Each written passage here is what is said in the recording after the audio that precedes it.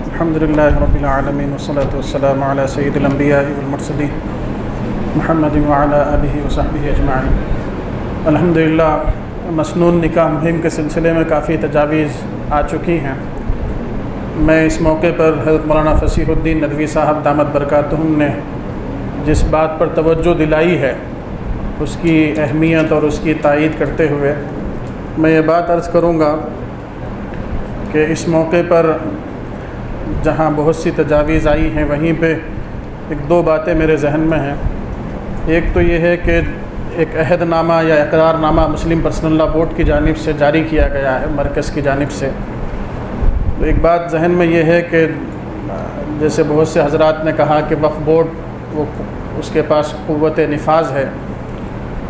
تو اس سے گزارش کی جائے کہ قاضی صاحب کے لیے یہ بات رکھی جائے کہ نکاح سے پہلے وہ اس عہد نامے کو کم سے کم مجلس میں پڑھ کے سنا دیں،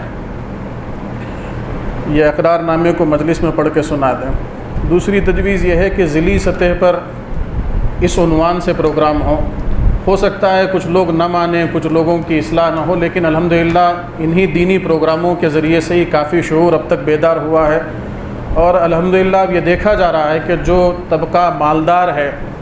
وہ طبقہ بہت حد تک گھوڑے جوڑے کی رقموں سے دور ہو چکا ہے۔ کچھ لوگوں کے اندر یہ چیزیں ہیں، لیکن اللہ کی ذات سے امید ہے کہ وہ بھی ختم ہوں گی۔ تو اس سلسلے میں ضلعی سطح پر پروگرام ہو اور خواتین کے لیے خاص طور پہ الگ پروگرام کیا جائے اور مردوں کے لیے الگ پروگرام کیا جائے۔ اور جہاں تک اس کی وجوہات کی بات ہے تو میں یہ بات عرض کرنا چاہوں گا کہ اس سلسلے میں کوئی ایک وجہ نہیں ہے، کوئی ایک بنیاد نہیں ہے، اس میں مخلوط نظام تعلیم بھی ہیں، گھر کے معاشی مسائل بھی ہیں، سوشل میڈیا بھی ہے، اور اس وقت میں ایک نئی بیماری شروع ہو چکی ہے آن لائن گیمنگ کی، جس کے اندر جو ہے ایک گیم میں 50 آدمی 100 آدمی شریک ہوتے ہیں، مرد بھی شریک ہیں، عورتیں بھی شریک ہیں، اور اس میں یہ دیکھا جا رہا ہے کہ ایک ریاست نہیں بلکہ ایک ملک کا آدمی دوسرے ملک سے، ایک ریاست کا آدمی دوسری ریاست سے رابطہ کر رہا ہے،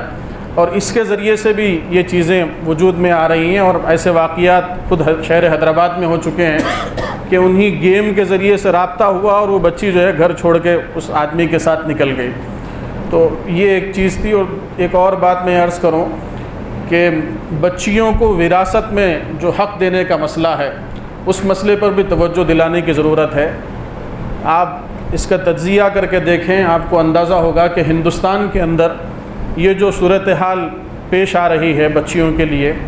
کہ ان کے شادی بیاہ کے اخراجات بہت زیادہ ہو رہے ہیں، آپ اس کا تجزیہ کر کے دیکھیں تو آپ کو اندازہ ہوگا کہ یہ غیر مسلم جو برادران وطن ہیں ان کی وجہ سے یہ چیز ہمارے پاس در کے آئی ہے۔ ان کے ذہن میں یہ بات ہوتی ہے، بلکہ ان کے معاشرے کے اندر یہ بات ہے کہ جس وقت بچی گھر سے باہر نکل رہی ہے اس کو اتنا دے دو کہ پھر دوبارہ ان گھر کی طرف پلٹ کے نہ دیکھے۔ وہ لوگ کہتے ہیں کہ یہ گھر کی لکشمی ہے، یہ سکھی رہیں گی تو ہمارا گھر سکھی رہیں گا، اس کو گھر سے کوئی امید نہیں رہنا۔ پھر بعد میں وہی چیز گھوڑے جوڑے کو پیدا کری۔ الحمدللہ اس سے دور نکل گئی قوم، گھوڑے جوڑے سے جو ہے بہت دور نکل گئی ہے، لیکن پھر بھی یہ چیز باقی ہے کہ بچیوں کے جو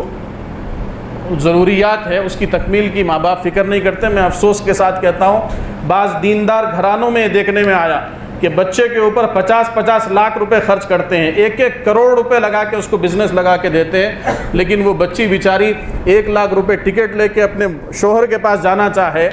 باہر بیرون ملک شوہر رہتا ہے، وہ شوہر کے پاس جانا چاہے تو وہ 1 لاکھ کا ٹکٹ بنا کے دینے کے لیے باپ آگے پیچھے ہوتا ہے۔ تو یہ بات بھی ضروری ہے کہ بچیوں کو وراثت کا حق دینا اور ان کی ضروریات کی فکر کرنا یہ ماں باپ کی ذمہ داری ہے۔ شادی میں بھی، شادی کے بعد بھی اس پر بھی توجہ دینے کی ضرورت ہے۔ میں انہی چند گزارشات کے ساتھ مسلم پرسنل لا بورڈ کے ذمہ داروں کی خدمت میں بات عرض کرتے ہوئے رخصت ہوتا ہوں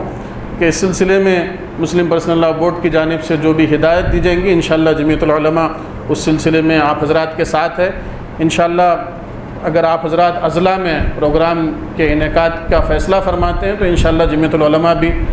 5-6 اضلاع میں جیسا بھی انشاءاللہ طے ہوگا مشاورت کے بعد پروگراموں کے انعقاد میں انشاءاللہ فکر فرمائے گی۔